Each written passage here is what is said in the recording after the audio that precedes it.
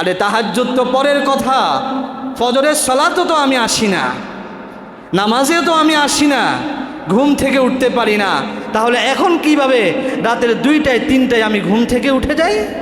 Football খেলার প্রতিটা ইঞ্চি মাটি শয়তানের চরণে উৎসর্গ করা। তাদের দেশে যে পতিতা আছে এগুলোর শেষ বাইরে থেকে পতিতা সংগ্রহ করতেছে, যে এই দল জিতলে তুমি আমাকে এত টাকা দিবে, ওই দল জিতলে আমি তোমাকে এত টাকা দিব।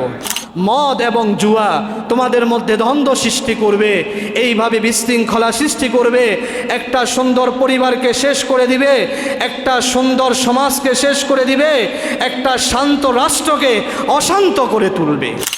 যাদের হাতে আমাদের ভাই বোনদের রক্ত লেগে আছে, আমাদের ভাই বোনদের রক্ত যাদের সমর্থনে ঝরতেছে পড়তেছে, যাদের ইশারা ইঙ্গিতে আমাদের ভাই বোনদেরকে নির্মমভাবে শহীদ করে দেওয়া হচ্ছে, ওই সমস্ত দেশকে, ওই সমস্ত ব্যক্তিদেরকে কিভাবে আমরা সাপোর্ট করতে পারি? আপনি আমি কিভাবে এই খেলাগুলো দেখি? আমাদেরকে কি আল্লাহ তাআলা বিবেক দেয় নাই? আমরা কিভাবে আমাদের অর্থ ব্যয় করি, এই ভিন দেশের পতাকা আমরা আমাদের ঘরের ছাদে লাগাই। আমার ঘরের পাশে না খেয়ে মানুষ আছে, রাস্তায় না খেয়ে মানুষ পড়ে আছে, আর আমরা নিজেরা নিজেদের টাকা ব্যয় করে পতাকা লাগাচ্ছি, চাই সেটা সামান্য পরিমাণ হোক।